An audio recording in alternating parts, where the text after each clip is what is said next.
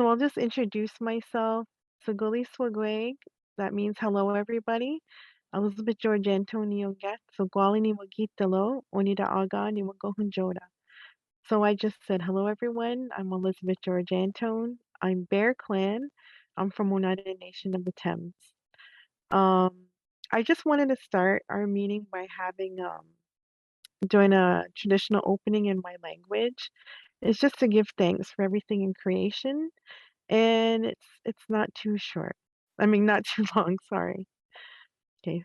Swalahunsios kunjokwa, nate hundu galiwadekwa, de tinueladu kunjokwa, dane to niutahage huguatnigu, de tinueladu yokino ha, dane to niutahage huguatnigu, de tinueladu awahi, dane to niutahage huguatnigu, de tinueladu onunkwat, dane to niutahage huguatnigu, de tinueladu oyunkwa unwe, dane to niutahage huguatnigu.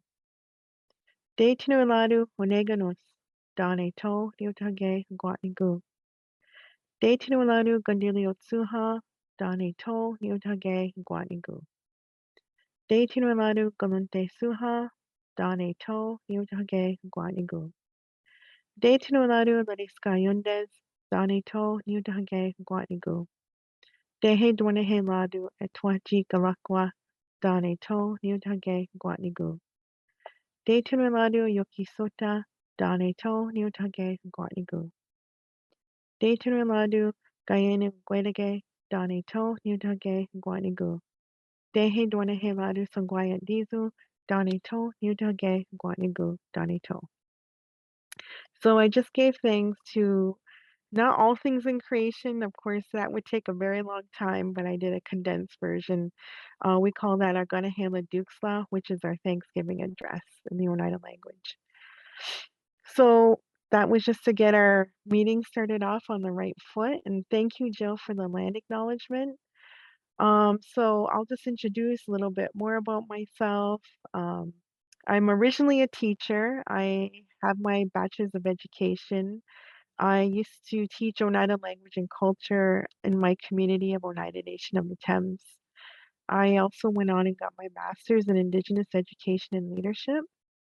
And I am also an elected councilor for the Oneida Nation of the Thames. It's a 2-year term, so kind of like the mayor and council, but we have our chief and councilors who help run the nation. Oneida Nation has approximately 6,000 members.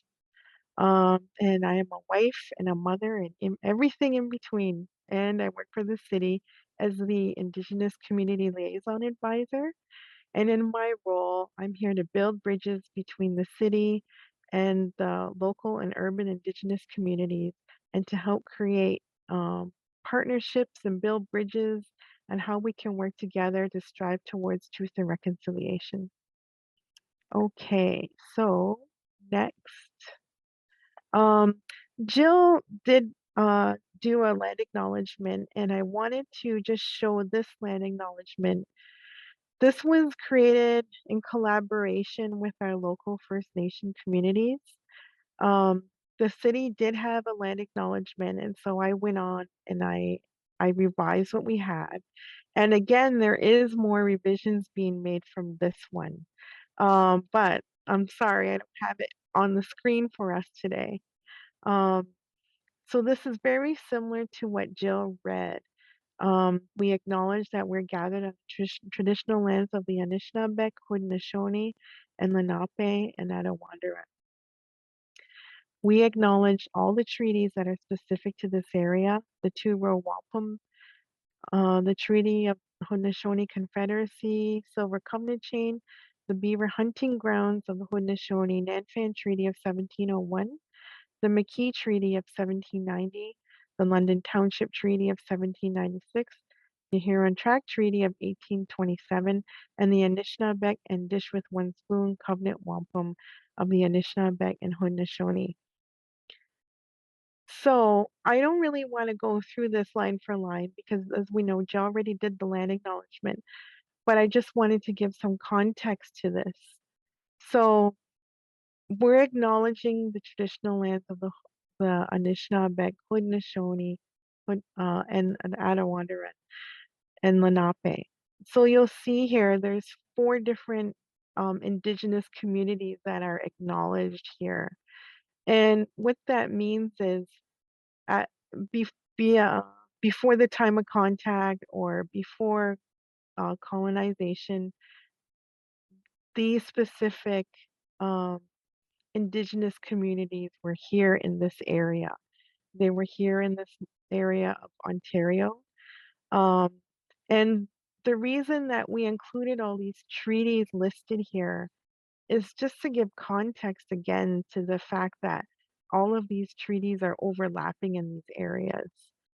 So we can't really say that, you know, this land is specific to the Anishinaabe or the Haudenosaunee um, or the Attawandaron because we all kind of shared this land.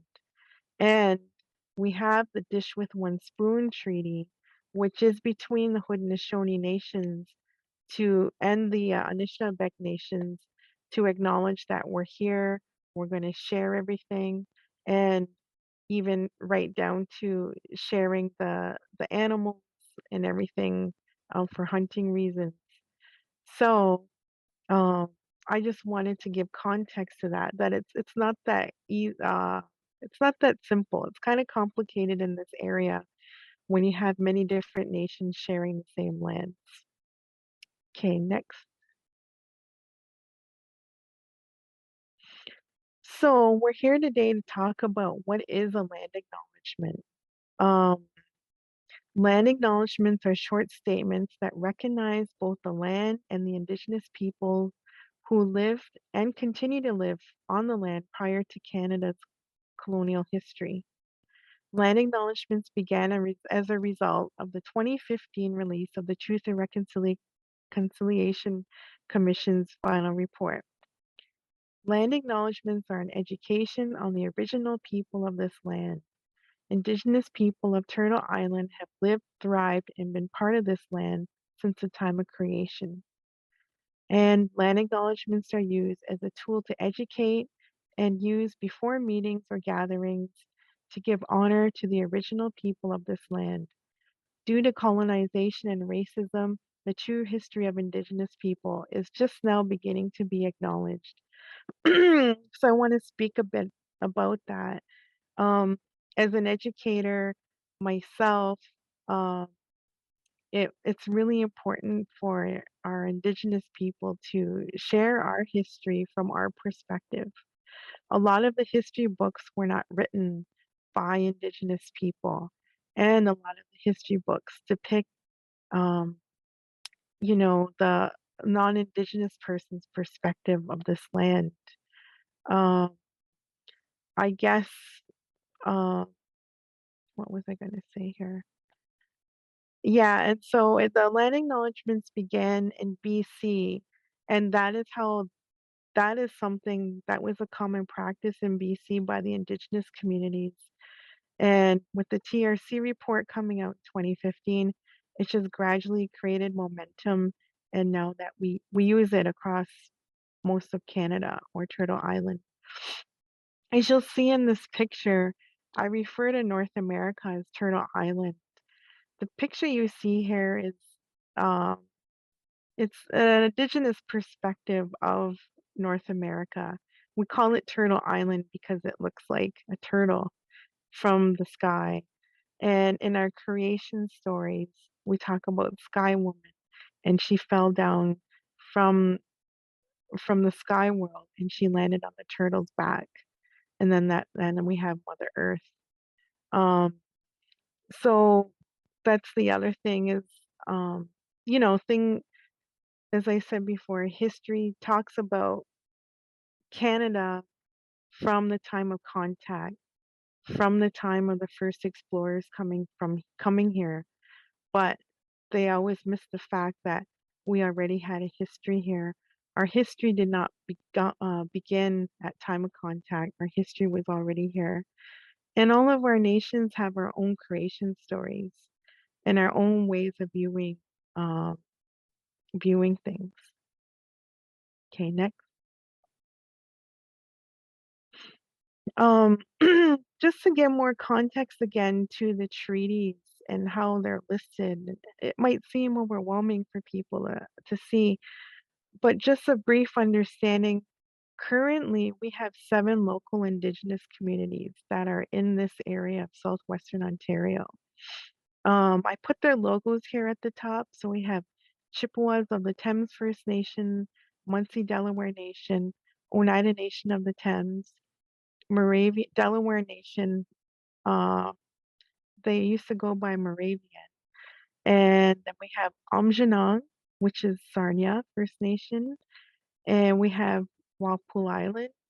And excuse me, I'm not Ojibwe, so I have trouble saying Walpole's proper name.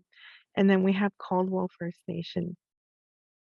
There's approximately 12,000 Indigenous people living in this area alone. And again, that's just southwestern Ontario. That's not counting Six Nations, which is in the Brantford area.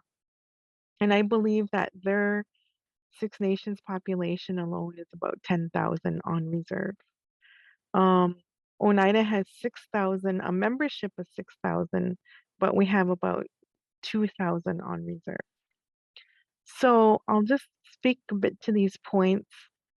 Oneida Nations of the Thames, Chippewas of the Thames, and the Munsee Delaware Nation are the closest First Nations community to London, Ontario. We're located approximately, it should be half an hour, but with traffic, sometimes it can be about an hour away. Um, Although we are all Indigenous, each nation has their own language, culture, customs, ceremonies, and traditional knowledge. We are all unique to one another. There are over 500 distinct Indigenous nations across North America or Turtle Island. Oneida Nation of the Thames purchased their lands in the year 1840 when they left their ancestral homelands located in Upper New York State. That is why Oneida Nation is considered a settlement versus a reservation. We actually have a really interesting video that was produced by the Oneida Language and Culture Center that recreated our move to Canada was called. And we were located in the States, but we were forced to leave where our homelands are. Um, Currently, Oneida Nation in Canada is home to 2,200 residents with an overall membership of 6,100 citizens. The Oneida Nation is part of the Haudenosaunee Confederacy, and that includes the Mohawks, the Onondagas, the Cayugas, Senecas, Tuscaroras. The Haudenosaunee Confederacy was established around 1100. Noteworthy, often described as the oldest participatory democracy on earth, the Haudenosaunee Confederacy's constitution is believed to be made, it was a model for the American Constitution. What makes it stand out as unique are other systems around the world, and it is blending of the law and our values. Okay, next. Oh, I think we got to go back one. Thank you. So, what are treaties? Um, Treaties are agreements made between the Government of Canada, Indigenous groups, and often provinces and territories that define ongoing rights and obligations on all sides. So, what we have here is a picture of 3 elders. They're from the Haudenosaunee Confederacy, and they're carrying the beaded wampums, we call them. So the first one you might see in the middle with the purple and the white stripes, that is the two-row wampum or the guasenta. And that talks about how we have our values and our laws and our customs, and the non-Indigenous people have their own values and customs and governance. And the point of that is it's supposed to be like a river. So it's 2 rivers flowing side by side, but we don't cross each other. We don't get into each other's lane. We're meant to live in harmony together and respect one another and to stay in your own lane, basically. So that's that middle wampum in the middle. And a lot of other First Nations refer to this two-row wampum because it is it can be applied in many instances between many Indigenous communities and non-Indigenous communities, especially concerning governance. Um, I know a lot of our communities, our Indigenous communities, do have our own government systems, our own governance system, sorry. We do have an elected chief and council. However, that was created from the Indian Act. We do have hereditary chiefs and um, clan mothers in my community. I know other communities they might have a lodge that is comprised of elders, and those are the leaders of the communities. Um, the other gentleman is holding another wampum on the left there. You can see part of it. That is the Haudenosaunee Confederacy belt. So it's two squares on one side and like a white diamond shape, and then two more squares on the other side. So I'm sure some of you have seen that around in the area. So that represents the Haudenosaunee Confederacy, and what it represents is the Five Nations. So it goes Seneca, the Cayugas, the Onondagas are in the middle, and that's where we have the great uh, white pine tree of peace. And then we have Oneida and the Mohawks, and they are the guardians of the eastern door. So I should have had a map on here, but what that depicts is how we were situated in our original homeland territories. So we had the eastern door, which would have been the Mohawks, and they would have been closest to, say, Albany, New York, closest to getting to the New York City area, and then the Oneidas, and then the Onondagas, and that's where the Confederacy meets. The Onondaga territory is around Syracuse, New York, and then we have the Cayugas and the Senecas. They are in the Niagara region, and we are called the Six Nations. We adopted the Tuscaroras. They are also located around the Niagara region.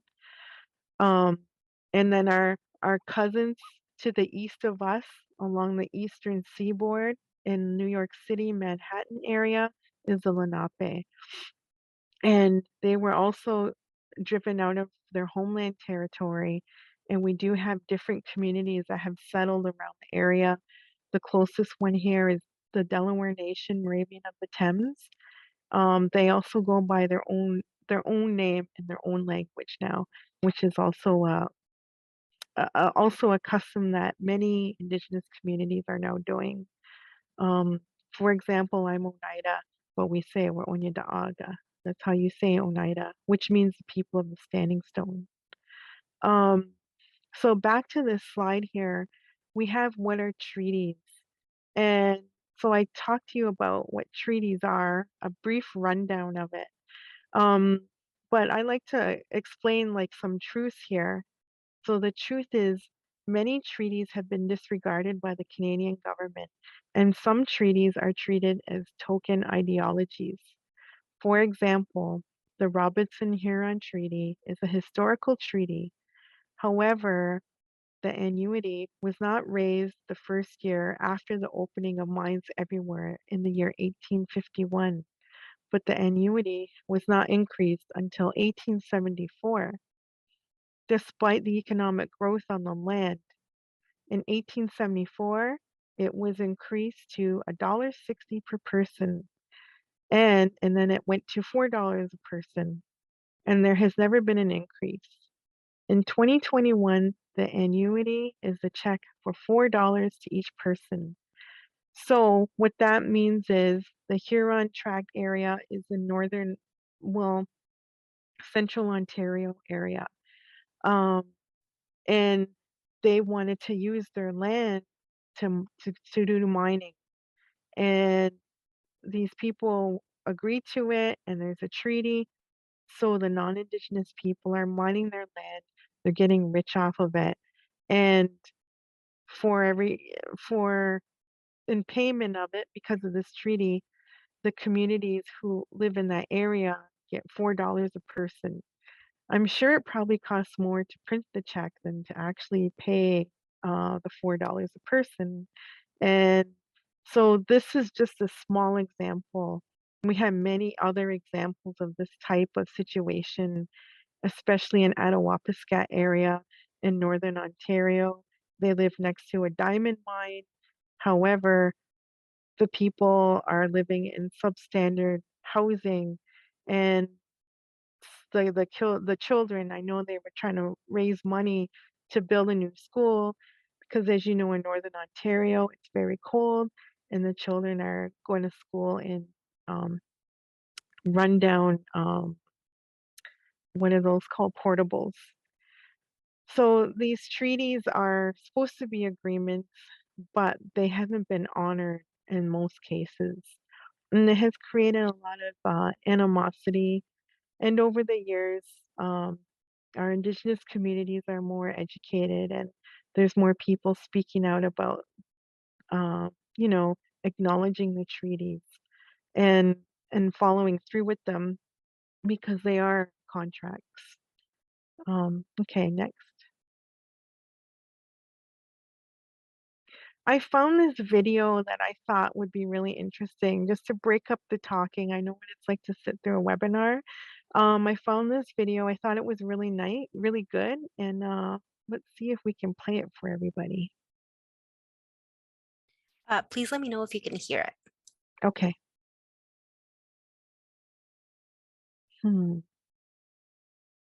I don't hear it. I don't. Surrounding Oh, there we go. There's a lot of conversations about various issues and topics surrounding Indigenous people in Canada, and they all tie back into one word: treaties. A treaty, in the most simple terms, is a legal agreement between two governments or nations. But in this video, we're going to be talking about agreements between the Indigenous peoples and the government of Canada. But actually, it's not that simple, like at all. So I'm going to break it down for you. This is Can Explains Treaties. Treaties go way back before Canada became a country, before Europeans even came to North America. It actually is founded on an Indigenous form of relationship development between Indigenous nations, and they're made through not just international law or European law, but also made through Indigenous law. When Europeans started arriving on the continent, or settlers as they're often called, Indigenous people used treaties to say how they would share land. There's a very important treaty that was made in 1764, and that treaty involved about 2,000 Indigenous leaders coming to Niagara Falls to meet with the British. It is called the Treaty of Niagara. This treaty is not officially recognized by the Canadian government, but it is viewed by Indigenous people as the foundation for all future treaties. From there, all kinds of treaties were made between European settlers and Indigenous people. So there's all of the historic treaties. So in the Maritimes, you might recognize them as they're called peace and friendship treaties. Most of them are called pre-Confederation treaties. They happened before Canada became Canada. Then there's the ones known as the numbered treaties, and it's literally treaty number 1, 2, 3, 4. All these treaties vary, but there is one big thing about many of them that the government and Indigenous people do not agree on. There's this big misconception about treaties that it was about just Native people signing away their land. And that is not the case at all, because there was never any intention to sign away land, but it was meant to share. The language used in the written documents of these treaties is called cede and surrender language, aka hand over your land or territory, like a real estate deal, right? It's not a deal. It's not a bill of sale that's created between two nations. It's a relationship. It's certain obligations are promised by either party, But if it is written right there in the legal documents, why is there disagreement? Well, it has a lot to do with how treaties were reported by both sides. Like we mentioned, Europeans recorded these treaties in written documents. But in many cases, Indigenous people recorded them differently.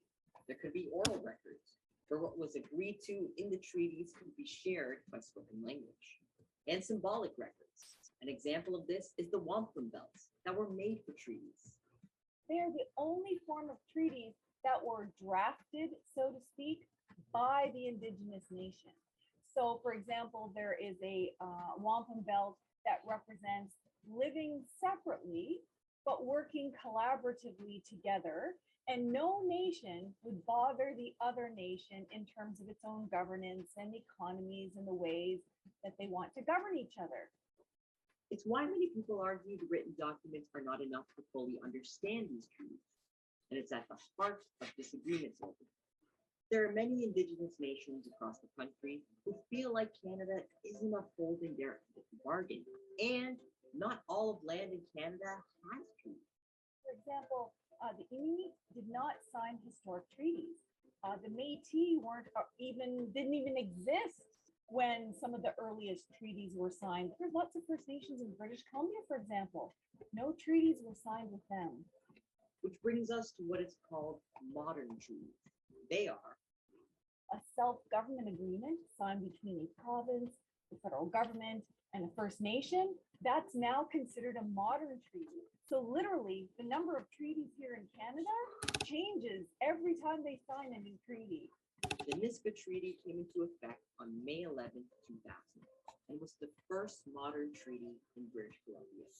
And these modern treaties look a little different than the historical ones.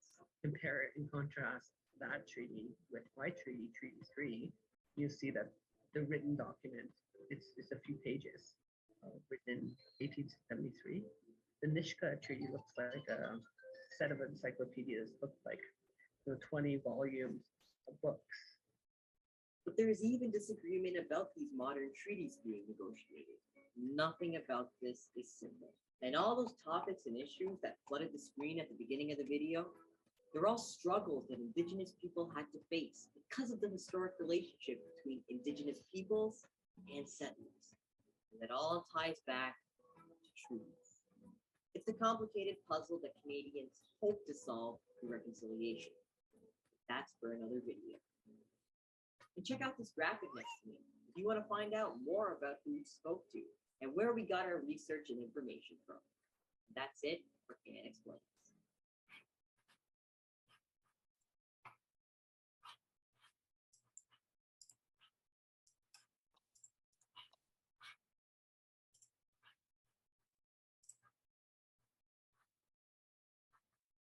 Okay, thank you.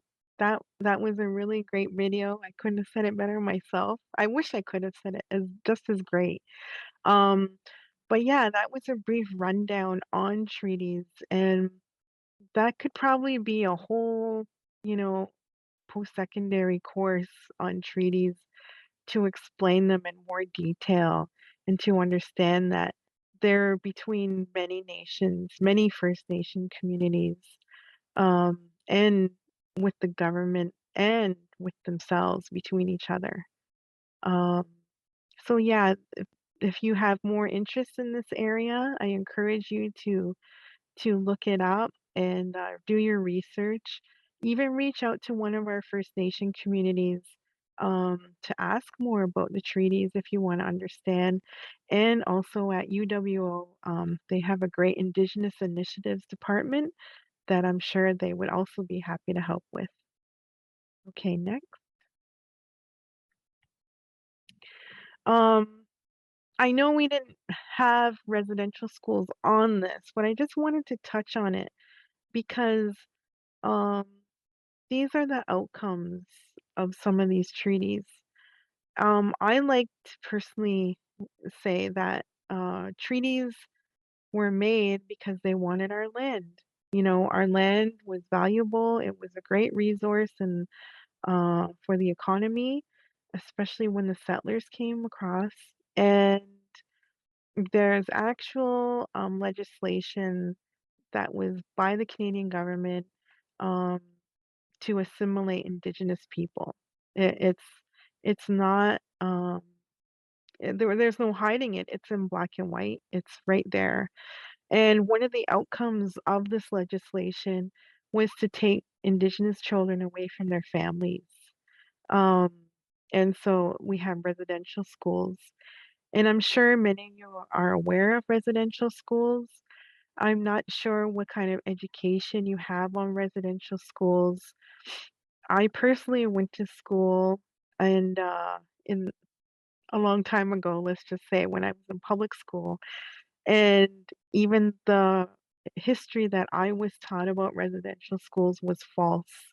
Um, you know, when we see this picture of this Indigenous boy in the top corner, he's wearing his traditional outfits, and now he looks like he looks like everyone else. His hair is cut short. He's wearing a uniform. That is just one example of the hundreds of thousands of Indigenous people who experienced this. Most were forcibly taken away from their families and forced to live in these institutions. The picture below is a picture of the Mount Elgin Residential School, and that is the closest one to London. It's located in Chippewas of the Thames First Nation.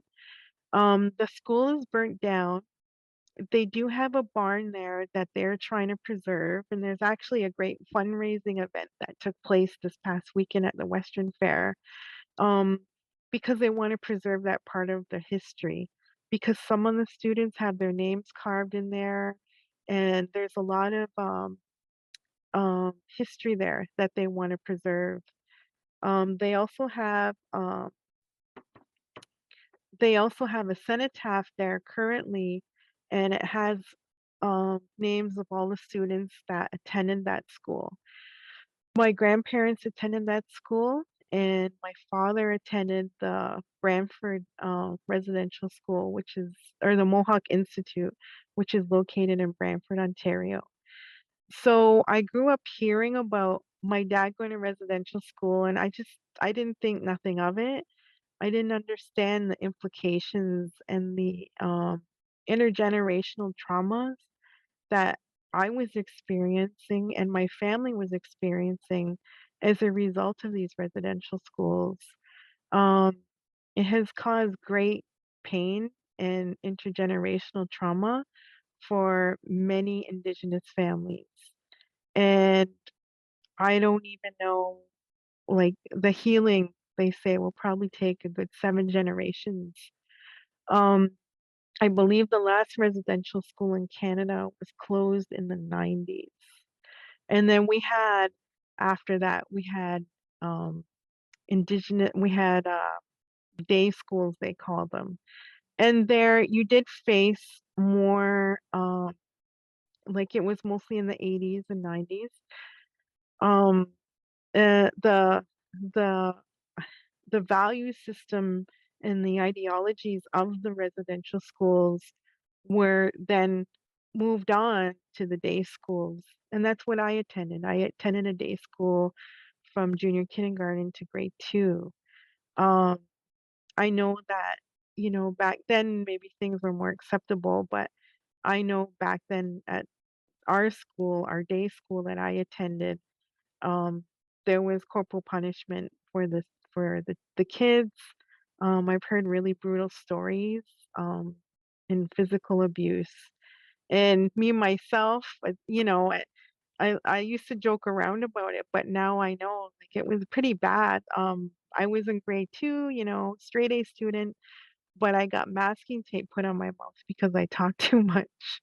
Um, I laugh because it's so crazy because now when I think about it, my children, if someone did that to my children, it would be a big issue. But back then, um, it was it was like overlooked, like we need to listen, and we're Indigenous, so we're down here. We need to listen to non-Indigenous people, and they're always right and we're always wrong. So there was a lot of a lot of intergenerational trauma that was caused by these schools. So what I have here is actually I put this residential schools. Weren't they just a boarding school? I was asked that question. That's why I keep it on here. I was asked that question and I was so frustrated because I didn't know how to respond to that. It really was painful and I didn't know what to say. Um, so I didn't say anything, and so I was upset with myself for not saying anything. Um, but residential schools were sanctioned by the Canadian government and overseen by the church to give Indigenous children a proper education. That's what they said. So when my grandmother sent my father, she thought that's what he was going to get an education, but he wasn't. And my grandmother didn't know any better because that's where she went. And their education was, you know, you clean the floors, you mop the floors, and maybe we'll give you some mush. It's like oatmeal to eat three meals a day and nothing else. Um, so the truth here is residential schools were government sanctioned tools used to assimilate Indigenous children by taking them away from their families. Unfortunately, most children were subjected to abuse of all kinds. Um, they were punished for speaking their own language and were subject to starvation and medical experiments. If parents fought to keep their children, they would be arrested. For this reason, many Indigenous families have a vast mistrust for the education systems and the health systems. Residential schools have caused generations of trauma that have ultimately led to socioeconomic issues that plague many First Nation communities today. Although Indigenous people were aware of residential school trauma, it wasn't until the discovery of the 215 children's remains at the former Kamloops Residential School in June 2021 that created a worldwide awareness. Currently, our neighboring community of Chippewa of the Thames is preparing for a search and recovery on their territory at the former Mount Elgin Residential School. Again, this is probably about half an hour away from London. Excuse me. So, um, yeah, I have to reflect on when the Kamloops happened, the 215 children remains were found, and since then there has been many, many more remains found at schools. How many schools have graveyards in their yard, in their school grounds? You know, um, as an Indigenous person, I always knew this. I was aware of this. I was aware of the abuses, but for some reason, it's pretty obvious why we were oppressed for many generations and we were just told to accept it. We weren't told that, we just did. We just accepted this is our history and this is how our people were treated. And we knew it all along. So in a way, I'm grateful, that the remains were found. It's so sad, but then it helped create awareness and yeah, it gave us some. It feels good to have people believe you when you know something. Okay, next. Um, so what we have here is the Indian Act of 1876. This is the Indian Act is a Canadian federal law that governs in matters pertaining to Indian status, bans, and Indian reserves. It was established in 1876, and this policy still exists today. What I find funny is that this is a Canadian government document, legal document, and the only reason we were called Indian is because uh, the first explorers were lost and they were trying to get to India and they thought that they were here. So now we're called Indians, and in 2022, the government is still calling us that in legal documents.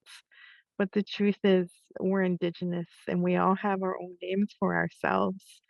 Um, so the Indian Act is a current federal policy that has caused much oppression and assimilation for all Indigenous people. It has taken away Indigenous rights, languages, cultures, families, and nations.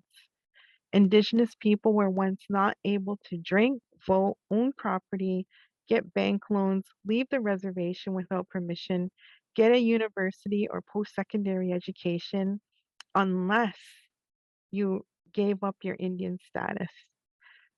I think I have enfranchisement on here, but that was the thing. And this, again, these things seem so ancient and barbaric, but they were just in my dad's era. These were strictly enforced. So, probably our elders who are probably in their late 60s, 70s, 80s, and up, they all experienced this, and what kind of effect does that have on their children? So if you're told that you can't own property, you can't get a bank loan, you can't go to post-secondary education unless you say you're not going to be Indigenous anymore, what kind of effect does that have on your children and your grandchildren and so on? Um, the Indian Act, it, there's lots of talk about abolishing it and getting rid of it because it is a racist document. However, a lot of funding sources and there's a lot of things just intertwined with it. So it's a big it's not that easy to get away from it. But I know a lot of Indigenous communities are striving for that. And, I think a lot of Indigenous communities that can strive for this are striving for self-governance, but usually your community needs own source revenue to be able to do that. Okay, next. So thankfully, we have the truth and reconciliation that has come about. Um, it came because they did a truth and reconciliation report that I mentioned back in 2015. And this report, what they did was they talked to the residential school survivors. So the people my dad's age, what was your experience? And this report came out in 2015. And it's funny that, everyone was aware of this. It's a Truth and Reconciliation Commission report of Canada. This was made in 2015. No one seemed to really believe what happened until they found actual remains in 2021. Um, it was created through a legal settlement between residential school survivors, the Assembly of First Nations, Inuit representatives, and the parties responsible for creation and operation of schools, the federal government, and the church bodies. The mandate was to inform all Canadians about what happened in residential schools. The Truth and Reconciliation Commission, or the TRC, documented the truth of survivors, their families, communities, and anyone personally affected by these residential school experiences. This included First Nations, Inuit, Métis, former residential school students, their families, communities, the churches, former school employees, government officials, and other Canadians. There are 94 calls to action that are to be upheld and adopted by most forms of government at the federal, provincial, and municipal levels. Many organizations are working towards implementing the calls to action and finding ways to create reconciliation. Land acknowledgements have become a tool used to acknowledge the Indigenous people of Turtle Island before meeting public events to educate and create more understanding of the First Peoples of this land. So what we have here is a really nice collaboration that I did with the London Library. I believe it was the last, so not 2022, 2021, September 30th. We worked with the library, the city library, um, and we created these Every Child Matters. Um, we have here a little poster. We had little buttons made, and since a lot of us lost our language because of the residential school systems, were really pushing to try and get our languages back. And so we had it translated by our local community speakers in the three local languages, which are Lenape, Oneida, and Ojibwe. And it's really nice. I see some of them at some of the schools, even at my kids' schools, and it's really nice to see. And our Indigenous people feel really proud, and it warms our heart to see people embracing our languages. They're trying to learn more about our languages. Um, my father is a first language speaker. That was his first language. He did go to residential school. And I asked him, I said, Dad, why didn't you speak the language to me? And he always said, because I wanted you to be educated. Because if you learned Oneida, you were thought of being uneducated. And it's really sad, that that was driven into him as a young child. And when he grew up, he didn't pass the language on to us, to his children. And so what I do is, we know that it was wrong. And I think also there was a thing, I think he was trying to protect me. That's how I look at it. Um, but now it's really good, he speaks as much as he can to my son in the language. And my father-in-law, he speaks all the time to my son in the language. So my son actually knows more than me, and I'm pretty sure he could probably teach one of my Oneida language classes. Okay, next. Resiliency. So resiliency is something that has been a result of, um, you know, the traumas and that have happened to our communities, our Indigenous communities. And what's great to see is we've been resilient, aka we were tough. We had to be tough to persevere through all these intergenerational traumas. And now people are really striving to learn more about their language, to take pride in who they are, learn about their ceremonies. Um, there's nothing wrong with going to ceremony.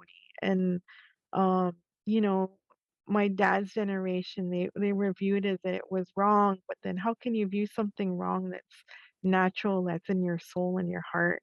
So it's been a big shift in learning curve for a lot of our people. Um, we have so many youth that are learning about who they are and being proud of who they are and speaking up for who they are. And that it's been a really, really good thing to see. Um, so I have here, although Indigenous people have had to endure traumas that were inflicted upon them for generations, many have demonstrated great resiliency and accomplished many great contributions to our society.